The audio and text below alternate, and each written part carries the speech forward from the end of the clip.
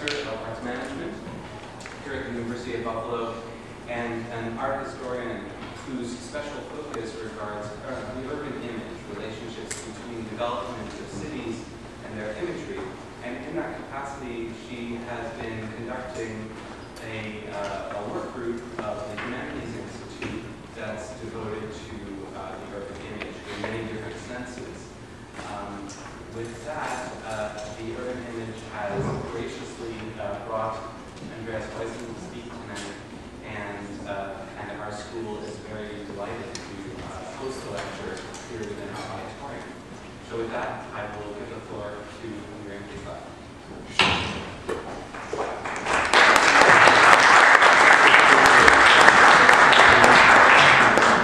Thank you, Jordan. Thank you.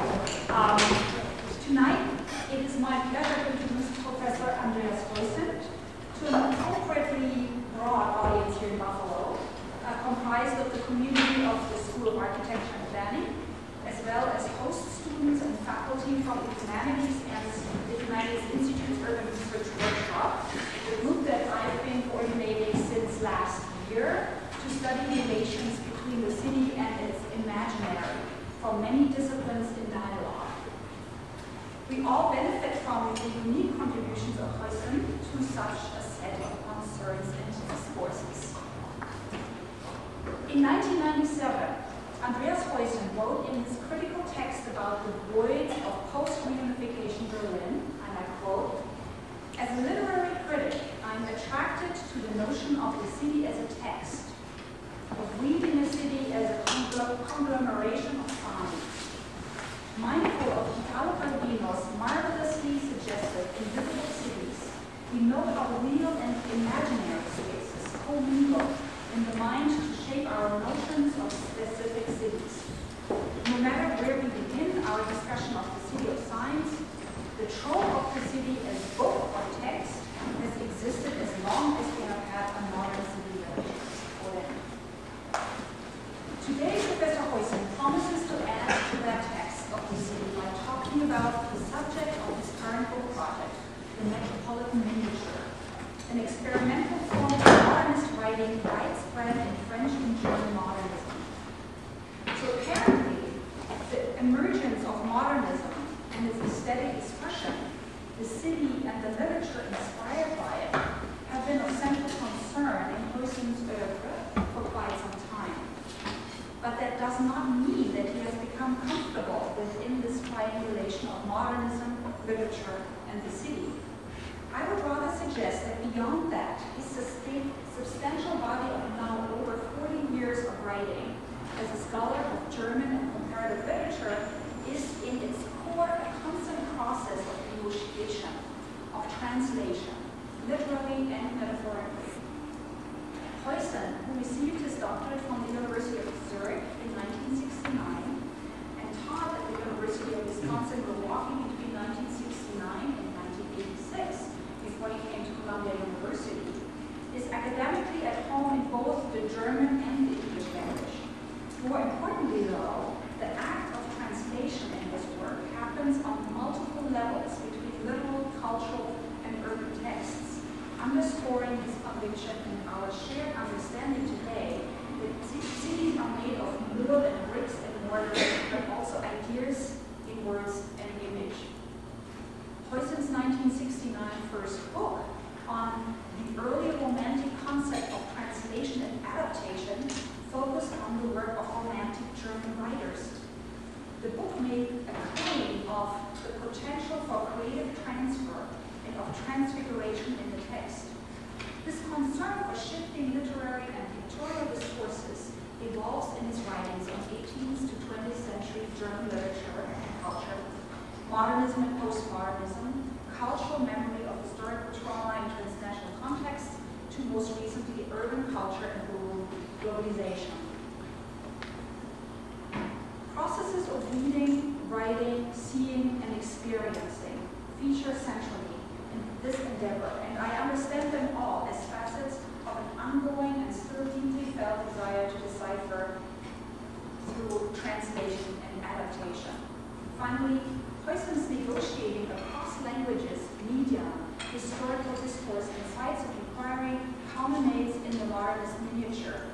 Especially this most recent work is about the dialogue and affinities between text and image and urban space and literature, which is a process all too familiar to practitioners of architecture and planning who experience firsthand and every day the gain and loss in the translation between drawing and model. But before I give the word to our guest, I would like to highlight a few coordinates from his impressive resume. Andreas Huyssen is the Gillard Professor of German and Comparative Literature at Columbia University. He served as founding director of the Center for Comparative Literature and Society, 1998 to 2003. He chaired the Department of Germanic Languages from 1986 to 1992, and again from 2005 to 2008.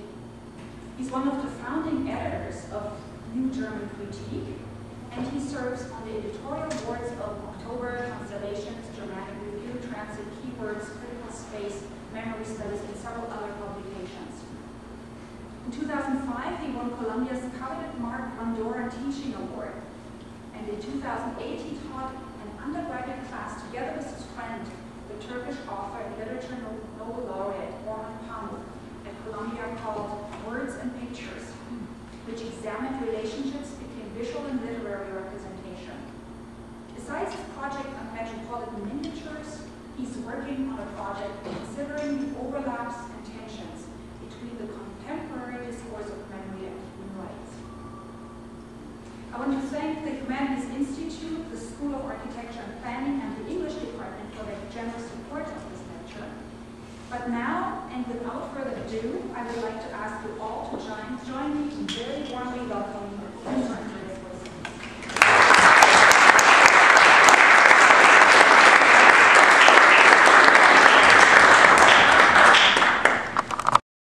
Thank you very much, Miriam, for a all too flattering introduction. I'm delighted to be here.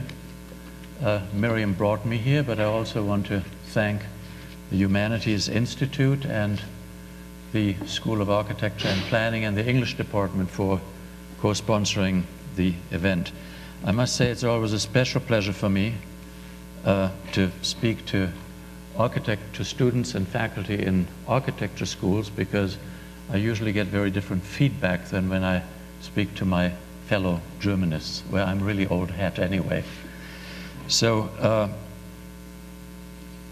I will speak tonight about two authors, both of whom are an important part of my forthcoming book on the urban miniature, Siegfried Kraceuer and Robert Musil. They are two writers in a group of authors, all of whom have excelled in writing a kind of short urban prose destined for the feuilleton. And I call this prose the urban or the modernist miniature. The other authors I'm dealing with in that book include Baudelaire, Rimbaud, Rilke, Kafka, Ben Jünger, Aragon, Benjamin, Bloch, and Adorno. Now, such miniatures have often been labeled aphorisms or thought images with Benjamin, poème en prose with Baudelaire, récit poétique, or simply short prose. They represent a certain kind of writing practice prevalent in Europe from Baudelaire in the 1850s through the 1920s and 30s. They interest me not as a genre of writing, but they interest me in their historical specificity tied to a certain time and to very definite metropolitan spaces, which were undergoing massive transformations in those decades. I would not describe them as major turning points in modernist literature. They're small texts, a kind of minor literature in a sense different from Deleuze-Guattari's reading of Kafka. They are minor if compared to Proust, Joyce, Döblin, or Thomas Mann's big novels. But they do articulate, reflect, think through a major turning point in the development of the modern metropolis. But before getting to Kracauer and Musil's text, let me add a few contextualizing comments on the trajectory of this new mode of writing, which, as Musil wrote in a review of Kafka's very early texts, is not, quote, not apt to preside over a literary genre, end quote. In German and Austrian literature, modernist miniatures flourished in the first 3 decades of the 20th century. Among Germanists and Romanists, these texts are all well known. All the more puzzling, however, is the absence of any broader critical analysis that would attempt to read this whole body of very diverse writing practices as a central phenomenon of metropolitan modernism, rather than denigrating it with a far too generic term as short prose, leaving it to hover in some decontextualized and dehistoricized limbo of genre. For me, the modernist miniature, in all its incredible variety, represents the microscopic condensation of a metropolitan imaginary that never gels into some encyclopedic totality, as we would find it, for instance, in the big urban novel Joyce, Döblin, Dos Passos, or in the modern epic. Now, much, of course, has been written about the alleged crises of perception of space and time around 1900, phenomena that had as much to do with the rise of new media technologies as with the rapid, both disturbing and exhilarating urbanization of new metropolitan centers such as Berlin and Vienna, which grew much faster in the later 19th century than older cities such as London or Paris. The place of the restructuring of temporal and spatial perception, for which the modernist miniature is an important field of experimentation, is the metropolis at a time, and this is important to my argument, when it was still an island of modernization in societies in which country and small-town provincial life were still dominant but losing ground.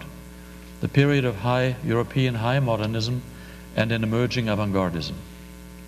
It is in this historically very specific context that the urban miniature emerged as a mode of writing that, like reportage and the documentary, may be more central to the new in literary modernism than the novel, drama, or poetry. A major reason why Kracauer, Benjamin, and so many of the other authors of this time focused on Bilder meaning both images and pictures, describing their texts and writing projects in terms not of reality, but in terms of visual representation, must itself be read as an effect of the increasing presence of technological image media in public and everyday life. Kracauer acknowledged this fundamentally new situation when he wrote of the, quote, flood of photos sweeping away the dams of memory, end quote, and when he wrote also of the blizzard of photographs, risking indifference and erasure of meaning. Memory and meaning, of course, had been central concerns in romantic poetry or in the historical and social novels of the 19th century, forms that were fast becoming obsolete after Proust. Since Kracauer was trained as an architect and had studied with the author of the Sociology of Space, Georg Simmel, he had a very astute sense of urban space. And spaces in Kracauer's miniatures are typically triangulated. There is concretely described architectural and urban space, such as the hotel lobby, the renovated arcade, a street in a Paris neighborhood, the Kudamm in Berlin, the roller coaster, the unemployment office. Urban space is coded here long before Henri Lefebvre's seminal work as social space, which is then textually transfigured into a spatial imaginary or even into dream space. In the miniature on the unemployment office, we read, "The images of space are the dreams of society." Deeply influenced by Georg Lukács's notion of the transcendental homelessness of the modern subject, Kracauer deploys this triangulation to allegorize the fallen state of the world, at first in rather metaphysical, and then from the mid-1920s on in sociological and Marxist ways.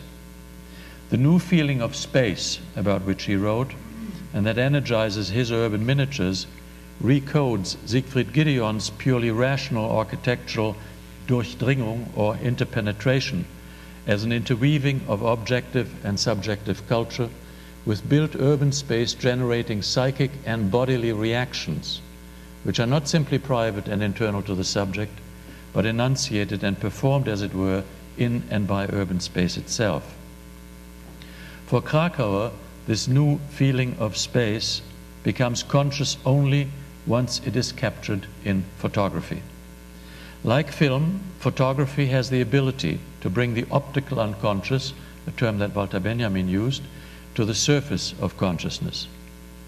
In the famous photography essay, Kracauer argues that the confrontation of human consciousness with what he calls, quote, the central photographic archive, end quote, a kind of utopian archive of the whole world, fragmented but present in the mass of photographic representations, may raise consciousness, or as he puts it, quote, awaken an inkling of the right order of the inventory of nature. And thus it is meant to help usher mankind into a post-capitalist social order, although the essay doesn't quite give the mediations and say how that is supposed to work. This is, of course, highly speculative language, tinged with theology and Hegel, but the status of photography in his speculation is unambiguous when he writes, and I quote, "The turn to photography is the go-for-broke game of history," end quote. My hypothesis is that Kracauer's urban miniatures, most of which still await translation into English, are part of this project because as literary texts they can counteract the inherent deficiencies of photography as being, in Kracauer's mind, too tied to the indexical.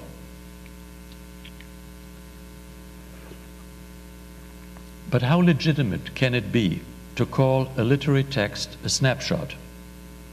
Here I refer you to my argument about the punctum in Barth's Camera Lucida and the temporal dimension of the snapshot which Merleau elaborated. This was part of an essay that I published in the PMLA a few years ago. To sum up very briefly, far from offering simple transparency, snapshots require to be carefully read because, as Merleau-Ponty argued, any photograph holds open a specific moment which the rush of lived time would otherwise have immediately closed and delegated to oblivion. In other words, the photograph resists quick forgetting. The snapshot marks the space where a present moment turns into memory, but simultaneously it preserves the appearance of a presence.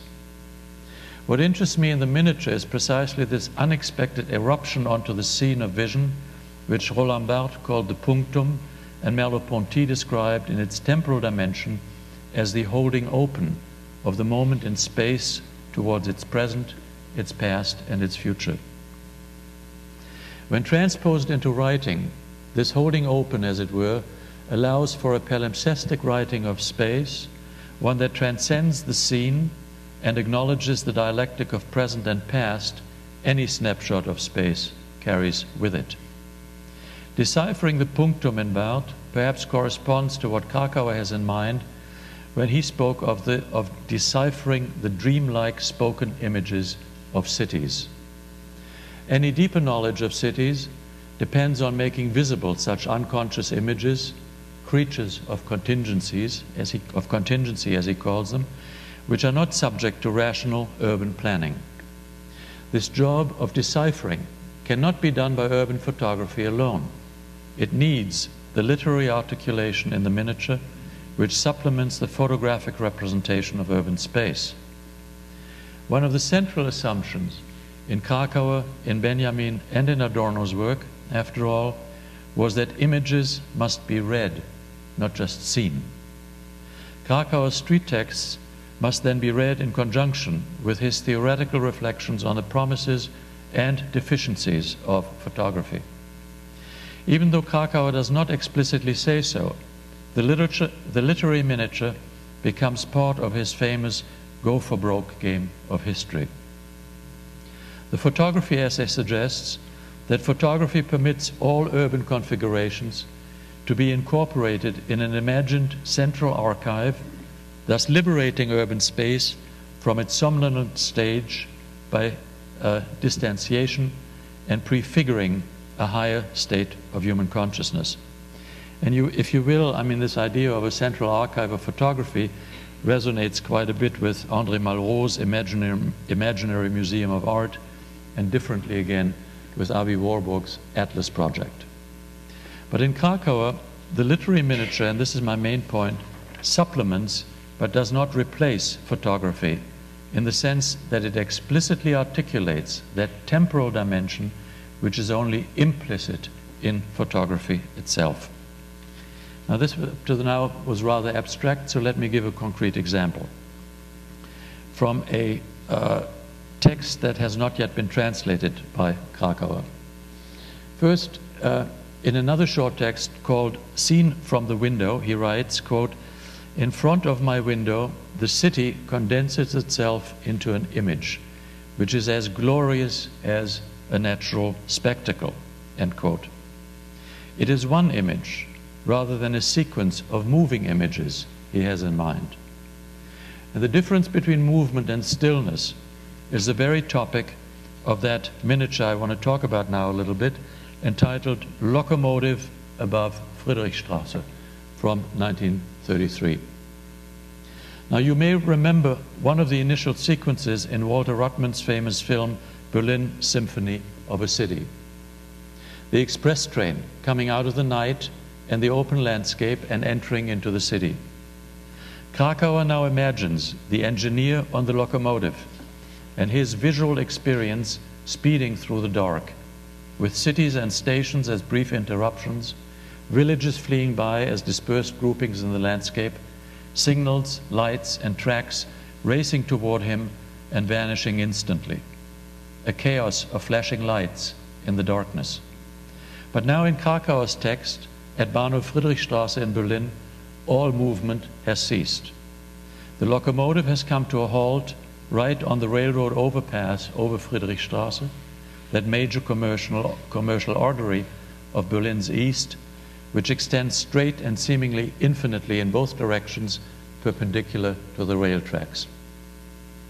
With its bustling life and traffic, Friedrichstraße must appear to the locomotive engineer as the world's axis, Kracauer writes, as the center of life, rather than just another transit station. As the train eventually moves on into the dark night, Friedrichstraße remains impressed on the engineer's brain as a, quote, blazing line, transcending space and time, becoming, quote, an allegory of reddish life. Reddish referring to the night lights in Friedrichstraße, a major artery for streetwalkers and organized prostitution at the time. Here too, urban life condenses itself into one single image for the man on the locomotive, while none of the pedestrians on bustling Friedrichstraße had even noticed the locomotive above. That's the proposition of the text. Now, as this example demonstrates, the job of deciphering the dreamlike spoken images of cities cannot be done by photography alone. No photograph could possibly condense the visual experience of the man on the locomotive into a single image. It needs the literary articulation in the miniature, which supplements the photographic representation of the seen urban space with its before and its after. Now let's get to some texts that are published in his book, The Mass Ornament, The Bay and The Quadrangle. Two pieces from Marseille, first published on September 1926, in 1926, in the feuilleton of the Frankfurter Zeitung, and republished in the first section of the Mass Ornament, which carries the Cartesian title Natural Geometry. In the Bay, Kracauer gives us a snapshot of the old harbor of Marseille in a bird's eye view, with the city of Marseille rising like, quote, a dazzling amphitheater around the rectangle of the now largely abandoned and empty old harbor, a square paved with the sea. It's like a mix of a Google Earth map with architectural and social detail, but the language immediately introduces a temporal dimension. And I quote, "The splendor has lost its luster, and the bay has degenerated from the street of all streets into a rectangle." End quote. The harbor has become desolate, an emptiness, a cavity. Kracauer was one of the first critics to analyze photography in relationship to transitoriness and lost temporality, giving it a place in the trajectory of capitalist culture. And this, of course, is a theme that comes back in the writing on photography in Benjamin, in Roland Barthes, in Eduardo Cadaver, and many others. But rather than reading a photograph only in terms of reification and forgetting, as Adorno would, Kracauer insists on the dimension of a past present, however spectre-like and spooky it might appear to later generations. His example in the famous photography essay, For Photography's Endangered Sense of Present, is the photo of the grandmother as a young girl, to which the later generations can no longer relate. In the Bay, it is the miniature that is able, through its verbal strategies, of holding the snapshot of the old Marseille harbor open to its teeming past, and thus perhaps to some as yet unimagined future, even when the pessimistic tones of cultural critique and a dystopian modernity prevail in the end of the text. If life has been drained from the old harbor, its memory still holds a residue of another life to be imagined and counterposed to a modernity which has become a void, an empty shell. Now, as a short aside, I would like to mention a comparison here with a short film by Moholy Nagy, which was made 3 years later in 1929, about this very same old harbor of Marseille. Now, and it's called Impressions of the Old Marseille Harbor, and it's easily available, at least parts of it, on YouTube. While Kracauer minimizes empirical visual references, introducing instead interpretive tropes such as orphaned, emptiness, cavity, Moholy Nagy revels in the hustle and bustle of the harbor at the time. His film is subliminally nostalgic for that older form of harbor life that Kracauer already saw disappearing or even vanished altogether. But the film also demonstrates that the opposition of old and new harbor, as we have it in Kracauer's text, cannot be so clearly upheld. The old harbor, after all, featured one of the major technological iron constructions that exemplified Gideon's notion of Durchdringung, interpenetration, and industrial modernity, the pont transbordeur. It is in sync with Moholy Nagy's nostalgic take that this industrial contraption in the old harbor, a giant crane structure arching over the whole of the old harbor, is never shown in action in that film. Instead, it is used only as a side of a point of view shot of the harbor from above. Let me go on here now to the next example I want to discuss from Kracauer, which is another text that follows directly after the Bay, and which is entitled Das Carré, or the Quadrangle. Now, the very first sentence of that text already contains a punctum in the Barthian sense. Nicht gesucht hat den Platz, wen findet. The translation, whoever the place finds did not seek it, does not quite capture the reversal of subject and object as succinctly as the German does. The meaning, however, is clear enough. He whom the place finds did not seek it. The uncanny reversal of human subject and urban space in the German sentence immediately disorients the reader. The human subject becomes grammatical object, the empirical object becomes grammatical subject. The following sentences then conjure up a chaotic urban landscape, rife with putrefied smells, red lights suggesting brothels, signs in Arabic, and dreamlike contorted architectural space. The condensed imagery of Marseille's infamous harbor quarter, a sensuous and sleazy labyrinth. Then the quadrangle, quote, which has been stamped into the urban tangle with a giant template, end quote, finds the flaneur who instantly becomes its prisoner. The dreamlike spatial imaginary of the first sentences is replaced by a very different spatial regime. And here I quote, on the deserted square, something happens. The force of the quadrilateral pushes the person who is trapped into its center. He is alone, and yet he isn't. Although no observers are visible, the rays of their gazes pierce through the shutters, through the walls. Fear is stark naked, at their mercy, end quote. The further analogy to certain court scenes in Kafka's trial are obvious. I quote again, "On invisible seats around the quadrangle, a tribunal is in session," end quote. The whole setup strikes me as a kind of Foucaultian panopticon in reverse, but no less oppressive for that. The quadrangle with its military barracks, its, quote, horizontal lines drawn with a ruler, and the canine obedience of the wall with its strangely non-vanishing lines leading into the quadrangle, represent that natural geometry of Cartesian perspectival space. But rather than liberating the subject's body and permitting visual control over the environment, this abstract perspectival space exudes invisible power and domination, disciplining and surveillance. Kracauer's agoraphobia, which Anthony Vidler has so brilliantly analyzed, is not just the fear of empty and open spaces which dwarf the subject and unmoor its perception, as Vidler has it. It is also linked to the recognition of the disciplining power of a rationalist and abstract regime of visuality embodied in urban architecture, a regime that denies agency to the human body as subject of sensual perception.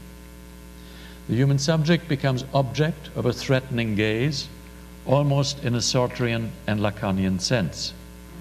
It is in this sense, then, that the quadrangle, rather didactically, I would say, toward the end, is turned into an allegory of the state of the world in the concluding paragraph. I quote, "In this tangle of pictorial alleys, no one seeks the quadrangle. After painstaking reflection, one would have to describe its size as moderate. But once its observers have settled into their chairs, it expands toward the four sides of the world, overpowering the pitiful, soft, private parts of the dream. It is a square without mercy." End quote. The condensation of urban space into the allegorically read quadrangle comes with an imaginary expansion of the oppressive power of geometric urban space across the world. Natural geometry without mercy. No need to point out how this text translates the critique of rationalization, Max Weber's iron cage, if you will, into concrete urban space and its imprisoning effects on the human subject as Kracauer saw them. Indeed, the quadrangle can be read as exemplifying the dystopian dimension of Kracauer's mass ornament itself. It gives us a spatial urban account of what Horkheimer and Adorno some years later would describe as instrumental rationality. And just as a footnote to this dystopian imagination of Kracauer, I want to give you an even more extreme example that appears in Kafka's diaries, which itself is one of the rich sources of modernist miniatures. I quote Kafka, "To be pulled in through the ground floor window of a house by a rope tied around one's neck and to be yanked up, bloody and ragged, through all the ceilings, furniture, walls, and attics, without consideration, as if by a person who is paying no attention, until up on the roof the empty noose appears, having lost hold of what remained of me only as it broke through the roof's tiles." End quote. I mean, here the miniature is condensed into one breathless, single sentence, at the end of which the narrator's body has been thoroughly disappeared, leaving only that empty noose, a surreal vision of an urban hanging which destroys both human body and built space. The passive voice that Kafka uses in the text barely hides the absence of any executioner. Rather than provide protection and shelter, the building has become a tool, if not an agent, of the execution. I just gave this example, shall I say, for the fun of it. But seriously, the link of terror emanating from urban space and its dreamlike contortion is something Kracauer shares with Kafka, whose novels he was actually one of the first to review for the Frankfurter Zeitung in the mid-1920s. At the same time, Kafka's anxiety spaces and nightmares lack the social and philosophical language that characterizes Krakauer's rendering of urban space, which as a result poses fewer riddles to the interpreter. And yet reading these texts together makes it clear that we are not simply confronting a case of intertextual influence. Kafka and Kracauer's approaches to urban space are grounded in the similar effects the modern city had on its most astute observers at that earlier time. So let me now turn to my second example, to Robert Musil, who represents a very different mode of miniature writing. Robert Musil published his posthumous papers of a living author in late 1935. This last major publication during Musil's lifetime thus falls right between the 1935 Congress for the Defense of Culture in Paris, in which he participated, and the 1937 Paris World Fair, famous for the two monumental pavilions of the Third Reich and the Soviet Union facing each other across the midway under the Eiffel Tower, and famous also actually for the Spanish pavilion with its pièce de résistance, Picasso's Guernica, right next to Albert Speer's Monstrosity.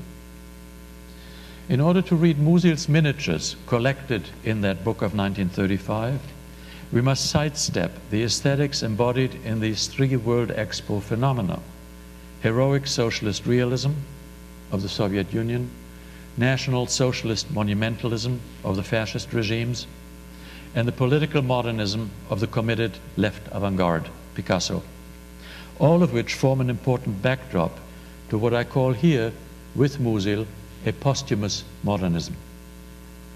With his collection of short prose pieces, Musil occupies a space outside of this triangle which dominated the mid-1930s and lives on in so many of the retrospective assessments of that time.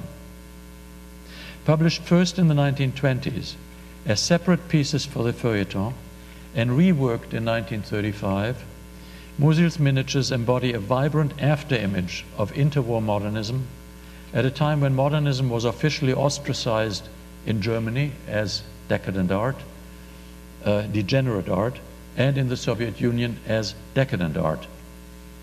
At the 1935 Congress in Paris, pressures on intellectuals and writers were mounting to take a supportive political position vis-à-vis the Soviet Union and the Popular Front politics of the mid-1930s as the only hope to stem the rising tide of fascism.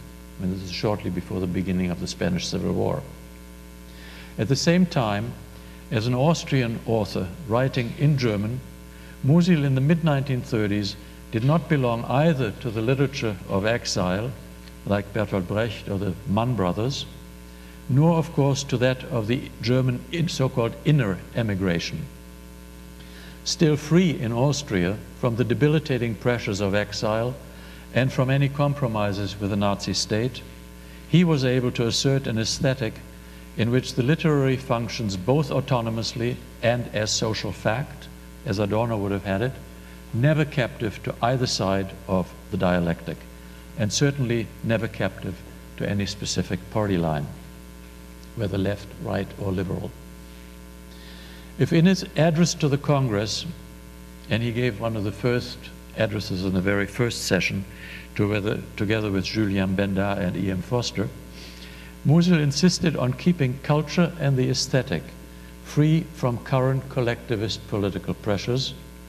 The posthumous papers, published only a few months later, offer a political aesthetic in its own right. It is an aesthetic that remains very much in sync with Musil's earlier modernist trajectory, rather than bowing either to the historical avant-garde, Brecht, Benjamin, Tretyakov, or to the tenets of the new matter-of-factness, which had by and large displaced the avant-garde already in the late 1920s in Germany and elsewhere. And it is the time of this publication that makes these miniatures political precisely in their avowed unpoliticality. Now, in the foreword to his collection, Musil speaks of kleine Arbeiten, small works, a literature in a minor mode.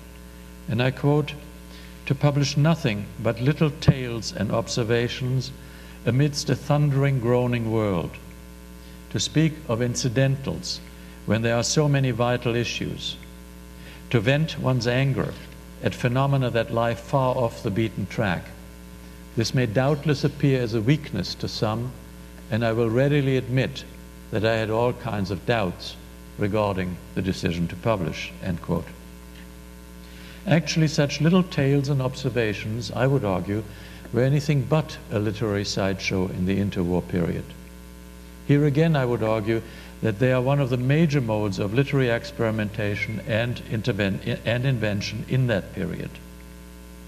Thus, despite his doubts, Musil justifies the publication by saying that these little tales and observations, quote, "were after all more durable than I had feared," end quote.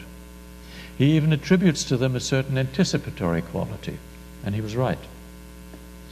It is precisely in the off-the-beaten-track dimension of these miniatures that we can locate their incisive critique of a certain habitus of modern life, even if it is not articulated here, as it was in Kracauer, as a Marxist critique of capitalist rationalization.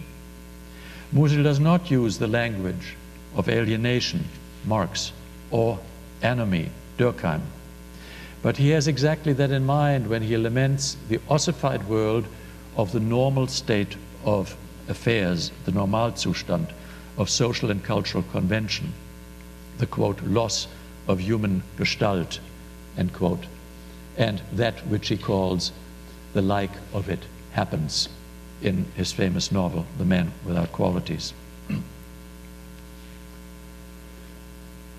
Now, Posthumous Papers of a Living Author, that collection of miniatures, is a carefully constructed collection based on a much larger number of available texts from earlier years, some of them actually going back to his diaries kept in the years of World War I.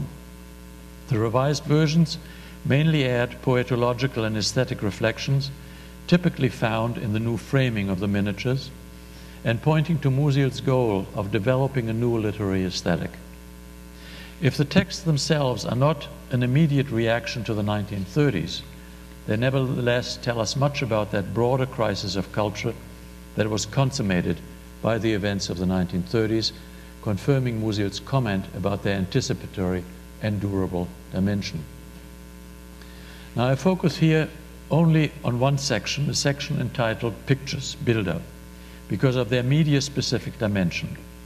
Pictures highlights how Musil rethought the project of literature in the force field of contemporary media, which had penetrated the realm of the literary. So there's a similarity here to Kracauer. It is well known how the prevalence of images in modern society increasingly disturbed the realm of the literary. But rather than lament this fact, as someone like Hofmannsthal did in his reflections on the cinema, Musil, like Kracauer, Ernst Jünger, or Benjamin, welcomed the challenge. The impact of the spread of mass photography and film had raised new questions for writers. How can language approach the act of seeing? How can a non-linguistic visual experience be transformed into language? What is gained and what is lost in the transition from image to writing and from writing to image? It is striking to see that, contrary to Baudelaire, Rilke, Benjamin, Aragon, Kracauer, who place urban perception in the center of their texts, the city is only marginally present in posthumous papers. Key spaces of these miniatures are decidedly non-urban: the Baltic coast, an island, the High Alps, a Slovenian village. And especially the pictures section of the book focuses almost exclusively on the relationship between human and animal life in decidedly non-urban environments. The city in Musil then is not seen as if through a veil, as Benjamin famously said about Paris in Baudelaire's texts. There is rather a structure of absence, as I would call it, though Musil's critique of modernity is unthinkable outside of the metropolitan experience, in his case primarily Vienna, but also Berlin. How then can we think about this simultaneity of a concern with animal life in these miniatures and the reflection on modern visual media? Both, I will argue, are the product of a very specific constellation in interwar modernity. Older definitions of the human had already been dislodged by Darwin and Nietzsche in the 19th century. But as the experiences of World War I appeared to signal a regression of the human to barbarism and animal behavior, experience of the trenches, a new post-Cartesian anthropology emphasizing the body and the senses led to new questions about the human relation to animal life. Just as the new media posed fundamentally new questions about the historicity of human perception in a rapidly changing metropolitan world, the heretofore stable borders between animal and human became porous and led to untold representations of animals in literature and the visual arts in modernism. Think of Kafka's Mice, Monkey, Dog, and the Mole. Think of Franz Marc's Horses and Deer, to Max Ernst's Birdmen and Döblin's Slaughterhouses. None of these modernists use animals primarily in order to represent human features and actions allegorically, as an older animal literature had done, particularly the animal fable. They rather explore the porous boundaries between the human and the animalistic at a time when the human mode of sensual perception was itself undergoing a historical reconstruction that pointed beyond the philosophy of consciousness and its rigorous separation of mind and body. In other words, the realm of natural geometry in Cartesian philosophy. So the juxtaposition, before I get to my two examples here, the juxtaposition of the two discourses of media and animal life is palpably present even in Musil's use of metaphor. Thus, in a key essay of 1925 entitled Prolegomena for New Aesthetics, which was basically a review essay on Béla Barlás's then famous book Visible Man, Musil reflected on the role of film, silent film at the time, for a theory of the arts. Using an animal metaphor, he focused on how silent film isolates the visual from sound, from color, and from language. Quote, "Mute as a fish and pale like something subterranean, film swims in the pond of that which is only visible." End quote. The nature of the filmic image as isolation is described by Musil as an Abspaltung, a splitting off, a medial aspect which Musil claims it shares with all the arts. But it is close-up, superimposition, condensation, and displacement which play a key role in the blurring of boundaries between the human and the non-human. And I could bring more quotes here, but these are terms that Musil himself uses there. Musil then goes on to describe the result of such splitting off. Images are condensed into conglomerates endowed with affect, animal man or animals with multiple human features in primitive cultures, dream images, and hallucinations in which two or more persons appear in and as one body, or when a partial image appears loaded with the affective value of the whole, the magic role of hair, fingernails, shadows, mirror images. I mean, it makes one immediately think of surrealism, of course, though Musil doesn't have any kind of relationship at the time to the surrealist experiments at that time.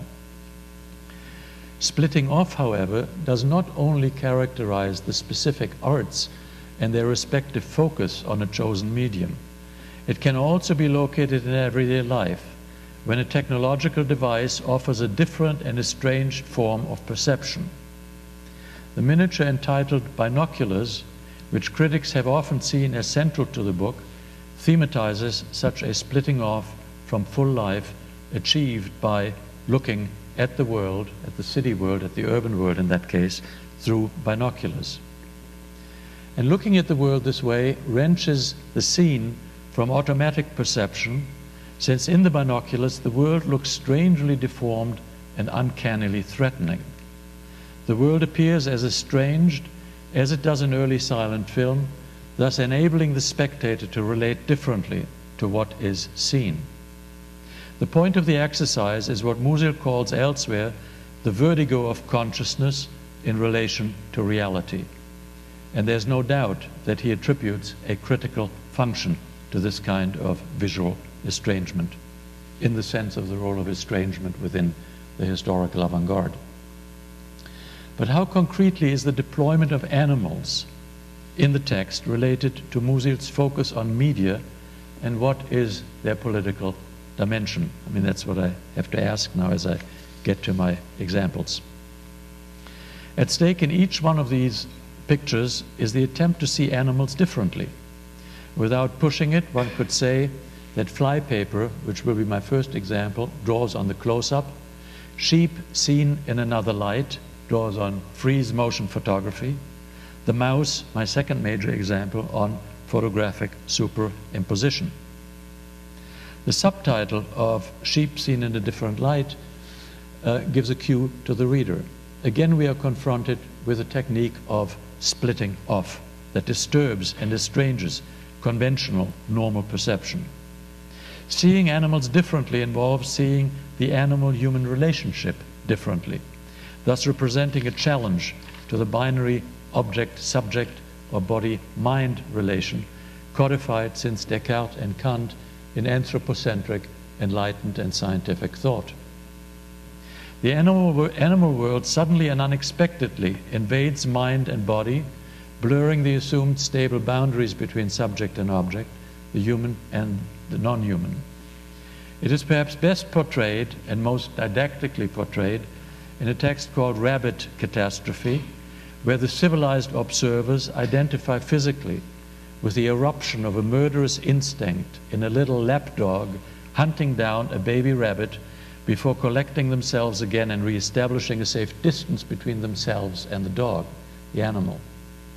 This is the anthropological dimension of Siegfried Gideon has celebrated as Durchdringung, as interpenetration in relation to urban space.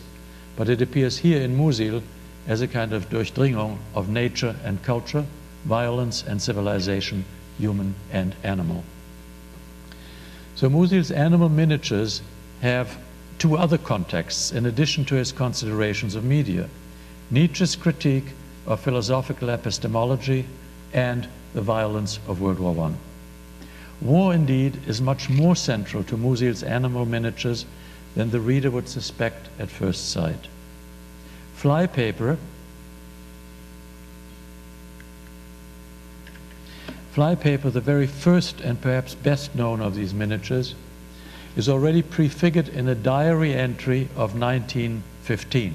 In other words, the second year of World War I.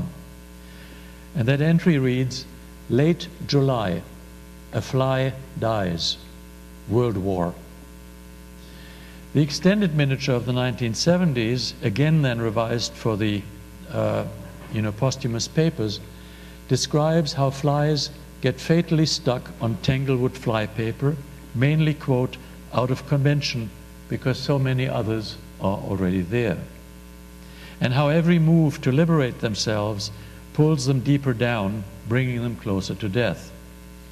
Of course, one can read this as an allegory of thoughtless group behavior, some blind conformism that ends in captivation and death, nationalism leading to war, Völkisch ideology locking people in deadly determinations.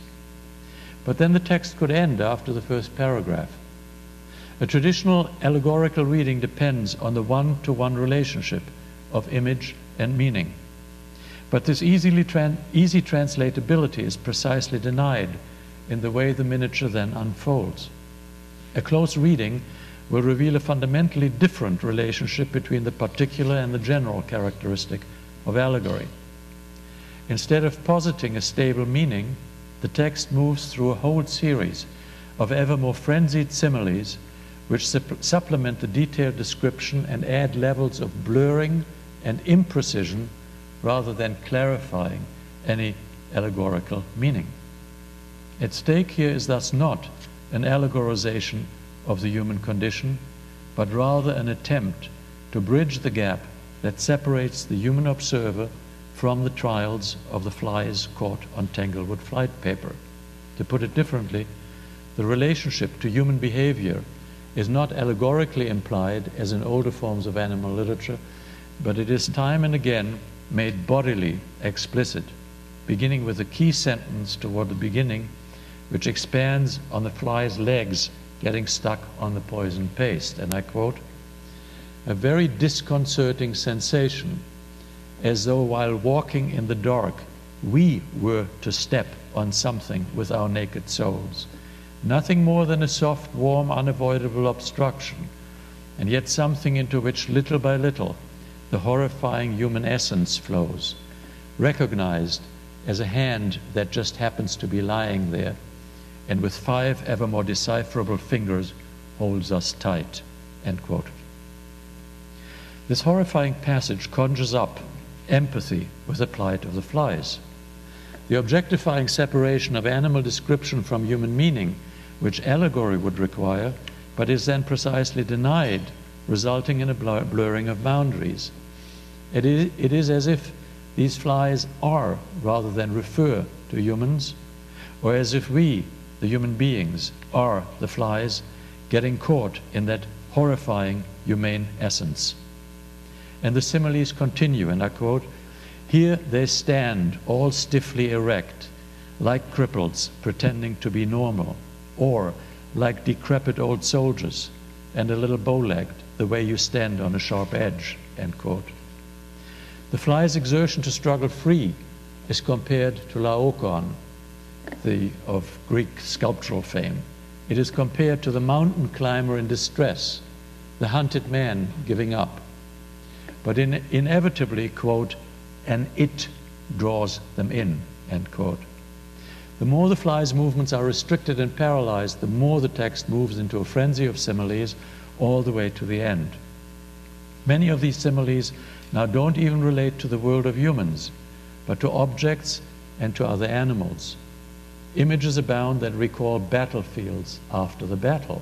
Quote, "This is how they lie there, like crashed planes, with one wing reaching out into the air, or like dead horses, or with endless gesticulations of despair, or like sleepers." I mean, dead soldiers on the battlefield looking like sleepers. There's a famous poem by Rimbaud about the French-German War of 1870 that takes that as its subject. Allegory, however, works in this miniature in yet a different sense. If one were now to ask, what might the fly landing on fly paper conjure up? If one considers the visual dimension of small black bodies lying immobilized on the paper, then one might want to see an allegorical reference to the problematics of language and writing. And this is where Nietzsche comes in.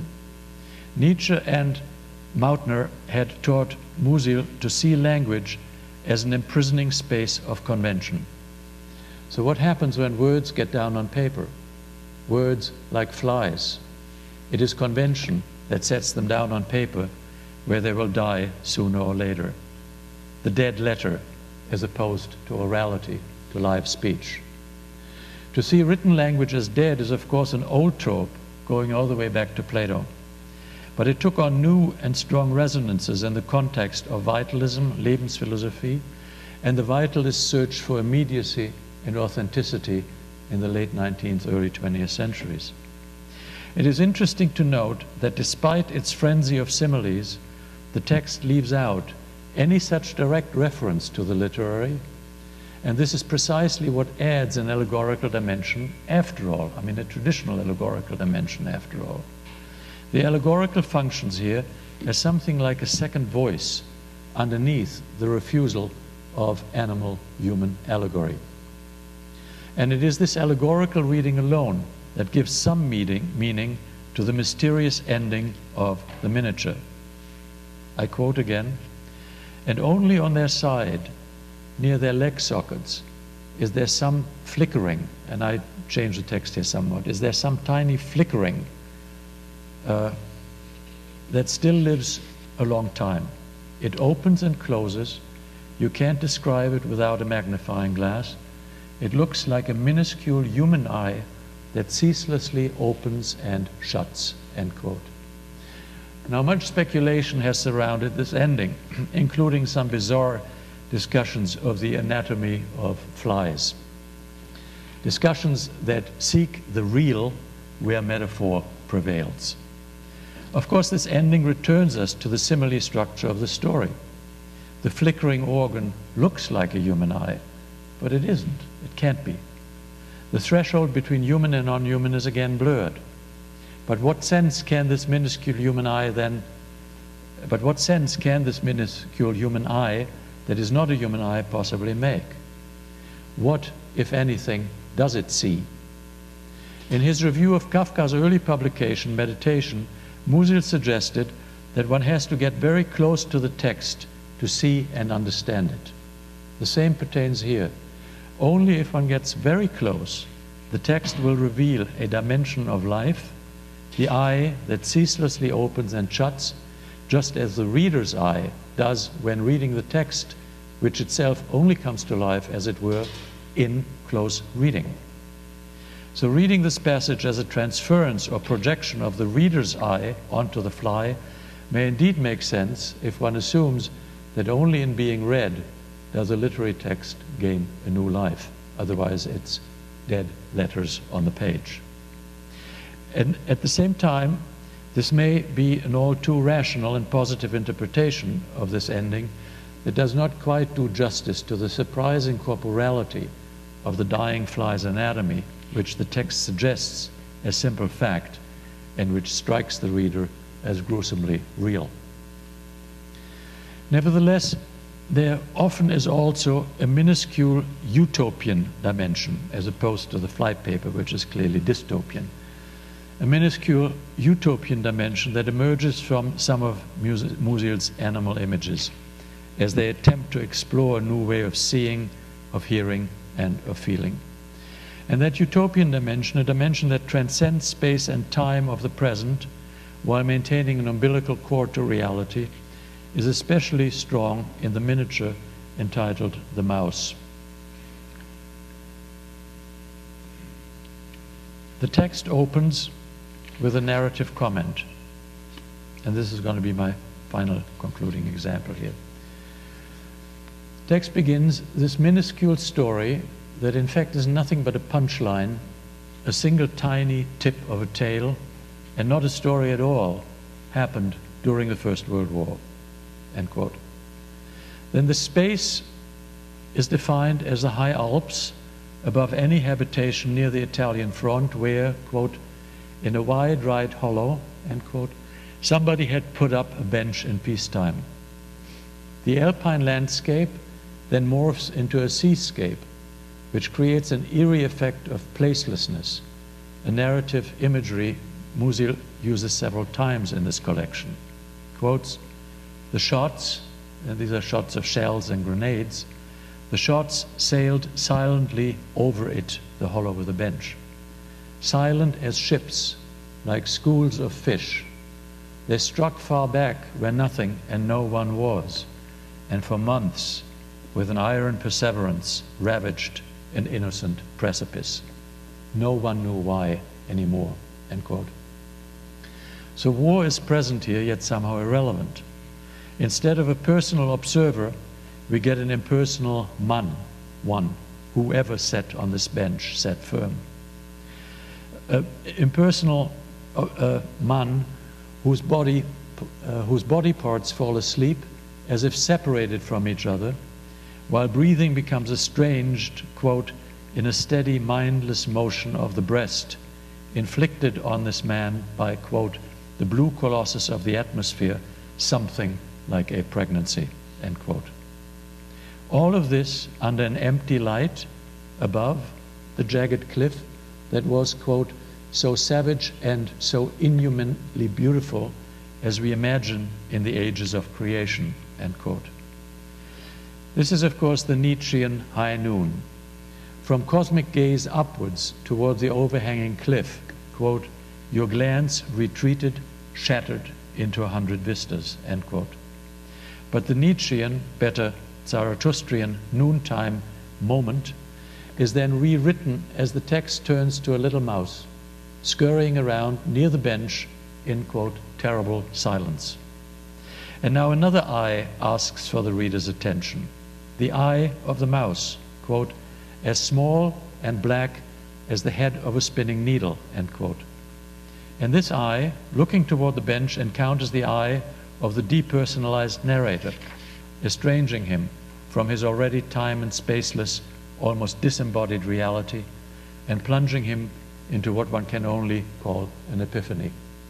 Quote, and for an instant you had such a strange, twisted feeling that you really no longer knew. Was it this tiny, living black eye that turned? Or was it this monstrous immobility of the mountains that moved? You just didn't know anymore. Had you been touched by the will of the world or by the will of this mouse that glowed out of a little, lonesome eye? You, or one, didn't know. Was war still raging, or had eternity won the day? End quote. An epiphanic moment it may be, but it is not a transcendent epiphany. The emphatic moment hovers in the undecidability between eternity and the historical reality of war. At stake is a perception beyond knowledge, but it is a transformation of knowledge rather than its mystical, irrational other that interests Musil here. A mouse, after all, does not lend itself well as subject or even origin of sublime mystical experiences. In the presence of a mouse, flies, worms, and other small animals, we are literally faced with a minor literature in a different key. Scale is key both for the content and the form of Musil's miniature builder. Thus the text then turns back to its narrative frame and it concludes, and I quote, so you might have continued at length to ramble on about something you felt you could not know, but this is already all of this little story, for in the meantime it had come to an end every time before you could say exactly where it ended, end quote. So faced with what one cannot know, one can either ramble on or fall silent. Like Flypaper or Rabbit Catastrophe, the Mouse is another minor war text beyond war. Here too, the goal is to gain another experience, another non-possessive relationship to the world. It is not just about the flash of an epiphany drawn from the encounter with the gaze of the mouse. The miniature has moved from an exhausted, immobilized and depersonalized body on a mountain bench to the mirroring experience with the eye of the mouse as the animal rushes from one tunnel to another. Key is the difference of the gazes. The gaze of the protagonist goes up on toward the overhanging cliff, but then runs down like water and shatters into 100 vistas. The mixed metaphor is clearly intended. It speaks again to the interpenetration, the Durchdringung, of mountainscape and seascape. The mouse in turn seems to be able to capture some total view which remains alien to the nameless protagonist. At least he doesn't understand fully. While there is an encounter between animal and human consciousness, which actually reconstitutes the protagonist's subjectivity in the act of observation, there is no mystical union of the two. It is an alternative experience, but without mystical fulfillment. The war appears strangely pacified in the image of the grenades and shells flying above like school of fish. And remember, fish is the Christian symbol of peace.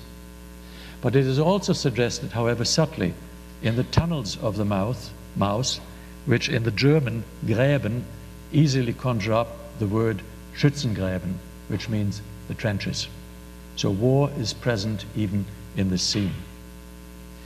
So how then can we describe a politics of Musil's late miniatures?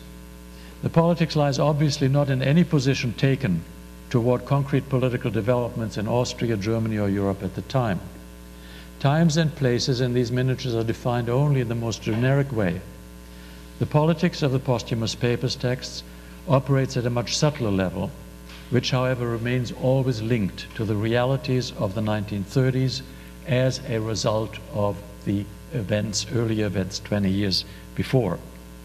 They reflect on new media as a means to construct and experience new modes of perceiving the world, beyond the conventional, and of representing it beyond the traditional literary genres.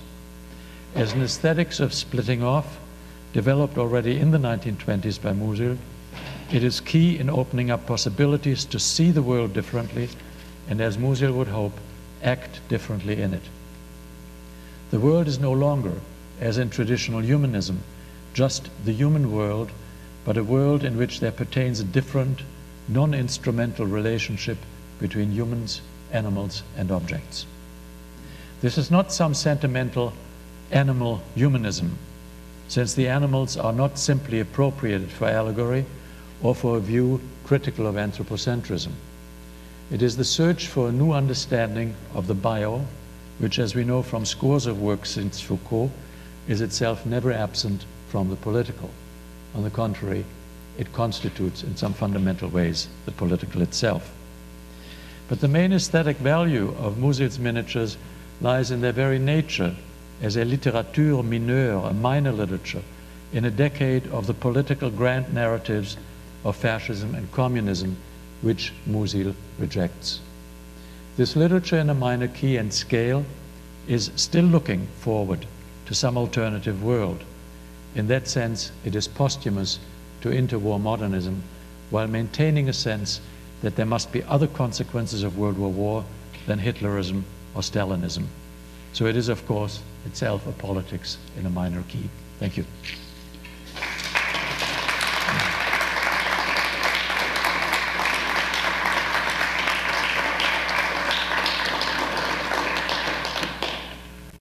I've been asked to field questions or comments from the audience.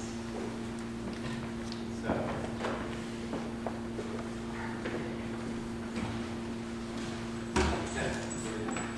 When you refer to flies on dead paper, Refer to what? when you mentioned flies on dead paper, you mentioned it in relation to Wagner and Nietzsche, but I couldn't quite. What was Wagner. it?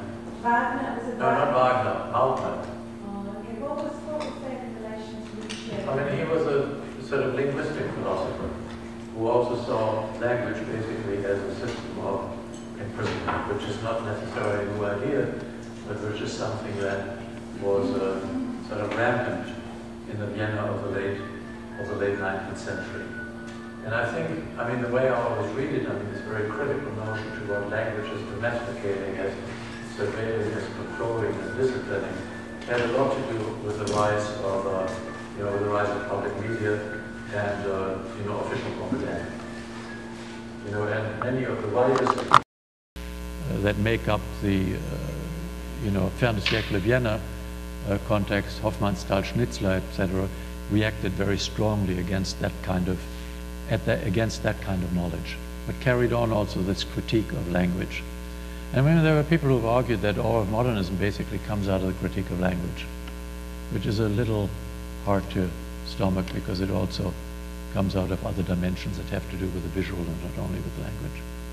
But it was not Wagner. Yeah. Yes? The last time I heard a really great literary lecture, I heard 100 PowerPoint presentations in between, and I was, for the first 20 minutes, I was waiting for a slide to happen. And I'm so glad that there weren't. With pictures or with language, right? Well, in your case, I realize it's language, but for architects, we're more accustomed to when is all the bullshit preamble going to stop, but it was such a wonderful talk. And I had pictures, and pictures would have been not good. And I really appreciate it. Thank you. I get so accustomed to seeing all these other things that maybe we don't look at things very well. So it was really. Thank you. But of course, it's programmatic in a way that there are no pictures. And that's an interesting, I mean, sort of expanding on this miniature project. I mean, Kracauer and Benjamin, as you all know, I'm sure, are celebrated nowadays as, as the ancestors of modern media theory. Right? They also had a fundamental skepticism about what pictures do, what images do. I mean, and it was not only the critique of capitalist usages in the mass media, There was something much more fundamental in that. And in their texts, in their collections of miniatures, which are about cities, Kracauer's street text, Benjamin's one-way street, Benjamin's Berlin childhood, all canonical texts to many of us today, right? There isn't a single picture, you know? So they insisted in a certain way what I would call the obstinacy of the literary against the pressures that came to bear on literature from the rise of the new media. It's very interesting in that way. But I agree with your comment. I mean, I find when people give lectures and just read what's up there on the screen, it's a complete, you know, what's the word I'm looking for? I don't know. It's you know, usually not productive, and especially when they have then longer texts on the screen, then one cannot read and listen very well at the same time.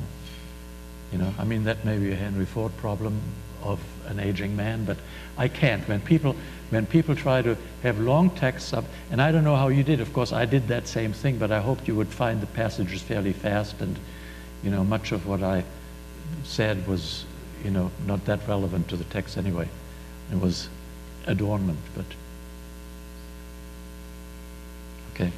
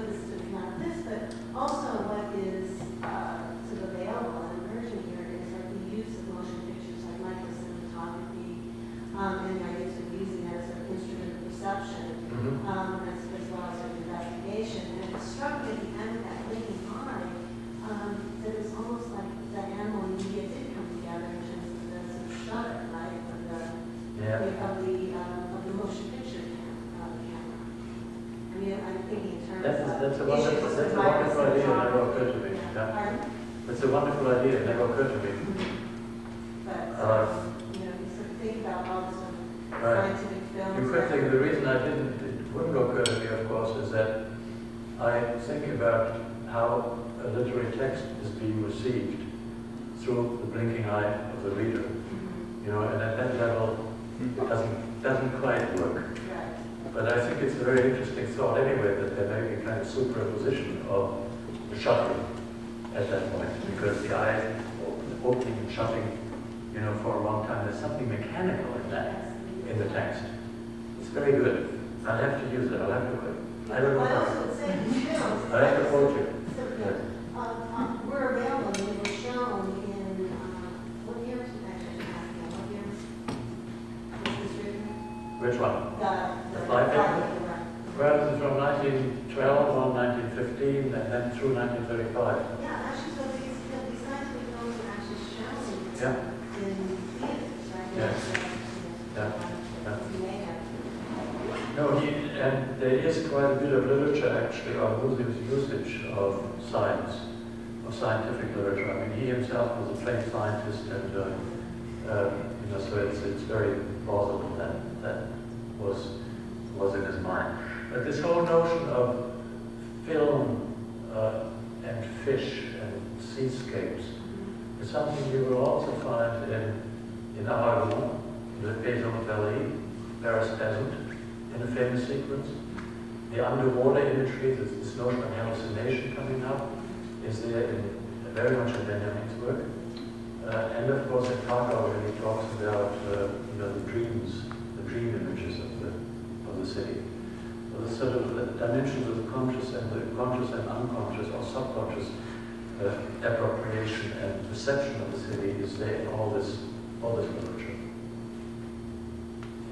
But thank you for that suggestion, and I'll have to somehow work that in.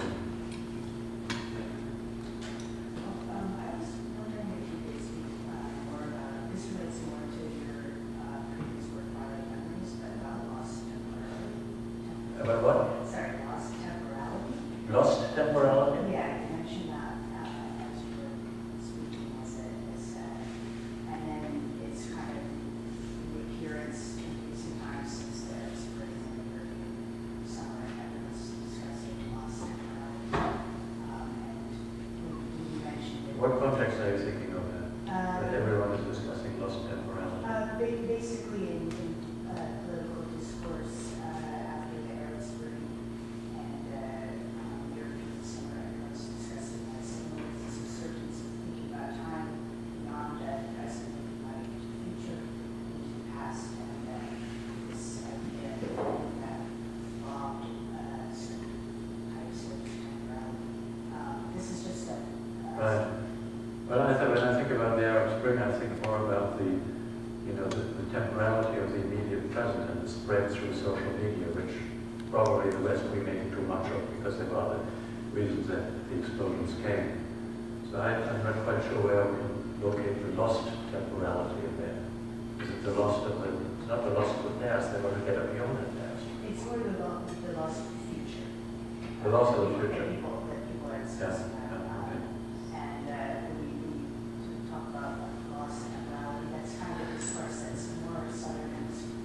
Right. There's certain places that need programs of rapid modernization, are sucking time, and they need to rejoin the West, et cetera, et cetera. So I was just No, it's very interesting. I mean, this whole question of temporality is in relationship to space in particular, is something that has been central to my work from, early days when I worked on postmodernism, and at a time when Fred Jameson's notion that modernism is about time and postmodernism is about space. And we know some of the postmodern architects were responsible for that thesis. But the thesis was not personal, but that thesis was of course always entirely wrong, because you can't separate time and space. Even the way we describe time, long time, short time, we use spatial metaphors in order to describe temporalities, and vice versa. So, but for me, the temporality, the notion of the lost temporality that gets reinstituted through the literary text which extends through time, concrete time of not only of the writing of the text, but of the reading experience. And that had to do with the fact that, the idea here is that the photograph does not give you that temporality.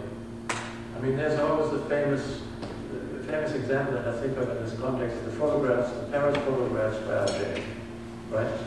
Always empty street scenes in Paris. Now we know that Paris was not often empty, right? I mean, it was empty in the very early morning hours when the light came up and so on. That's when he did his photographs. Some people interpret, Benjamin interpreted that because it's the scene of a crime, okay? But the crime is not visible in the photograph, right? So the photograph actually suggests something, a temporal dimension, with something that happened there before. I mean, Antonioni did a wonderful movie about that same proposition, Blow Up, movie from the 1960s, photographed, and there was actually a crime, but it's discovered through the photograph later on. So that's where Kracauer and Benjamin too, I think, that would argue that the image itself, and this may be wrong, that my concern is not whether their notion of the image is correct, right? The way historically they saw the image as being primarily indexical and too limited. And the literary text can bring a dimension of temporality to the image. And that's why they call their texts Bilder, images. I mean, Benjamin talks about thought images, Kracauer talks about space images, Gottfried Benn, another writer in this conjunction, talks about consciousness images, and so forth and so on. I mean, Jünger talks about stereoscopic images. Musil calls the whole section of his miniature Bilder, images, or pictures rather, in this context. So there you have it, I mean, in this very mode of writing. There is this focus on images, and as soon as you talk about images, you talk about not just the present, but you talk about different temporalities. In the context here, mainly the past, perhaps not so much the future. In terms of your work on architectural process, Yeah. is that at all relevant? Yeah, it would be. I mean, we talked about that in the seminar earlier today. And look, I come out of literature. I'm a complete, what I do in urban studies and with architecture, I call controlled dilettantism. And sometimes it's not even that controlled, because as a literary person, I may be using too many metaphors to begin with. But, Nietzsche said, once you use language, you have metaphors, you're important, catching up. But it was it was basically the experience of Berlin right after 1989. I always found Berlin an absolutely dreadful city. And in many ways it still is, fortunately. But it's dreadful in a different way. But when the wall fell, and the minefields were dismantled, and the wall came down, and there was suddenly a completely new, and I happened to be there. I mean, I had a sabbatical in 1991. There was a kind of incredible exhilaration as one was exploring the city and the spaces in the city that had been forbidden up to that point. It doesn't happen to our city experiences a lot. In Berlin it happened when I went. And I have friends in East Germany. I used to go to East Germany occasionally, but I never liked it. Because it was the border controls. I mean, even the colors of the railroad personnel were still the colors from the Nazi regime. I mean, red and dark blue. But suddenly it all opened up. I mean, the Nazi buildings in central Berlin, the Jewish cemetery in East Berlin, whatever else comes to mind. And suddenly you had Berlin, one could experience, see Berlin as palimpsest, and put it together with images one knew from films, from photographs, etc. So there was the Berlin of the Empire, there was Berlin of the Weimar Republic, there was Berlin of the fascist state, there was Berlin of the Federal Republic, and Berlin of the GDR of East Germany. 5 states that ultimately failed, fortunately, right? There's something good about certain things, it's not about others. And that was an extremely exhilarating moment at that time. And of course, one had to use a lot of imagination. I mean, to read Berlin as palimpsest at that time, because a lot of the old structure of Berlin had already been dismantled. Just one example. One went into Kracauer Werk and saw these decrepit, never gentrified, now they are gentrified, never renovated buildings of the old structure. I mean, the old Mietkasernen, as they call it, what's the housing barracks or something for the working class.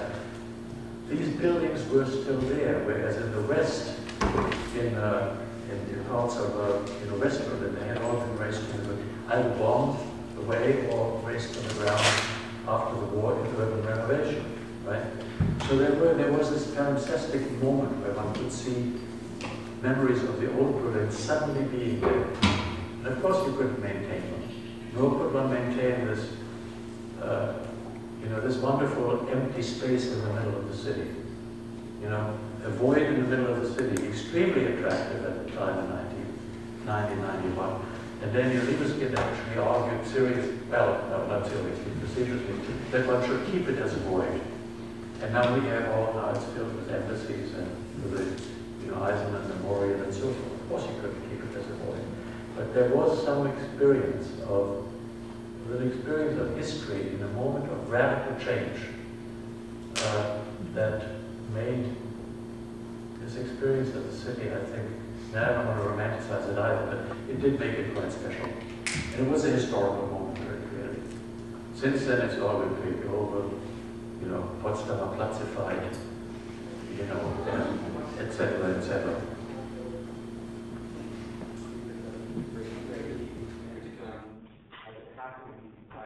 So I would like to mention something. I just wanted to mention this for the benefit of everyone, for the audience and for your itself. That part of what is an interesting focus of this year's programs for us is an effort that we have made to organize most of the events as discursive events and to really shift towards discussion, symposia, the large symposium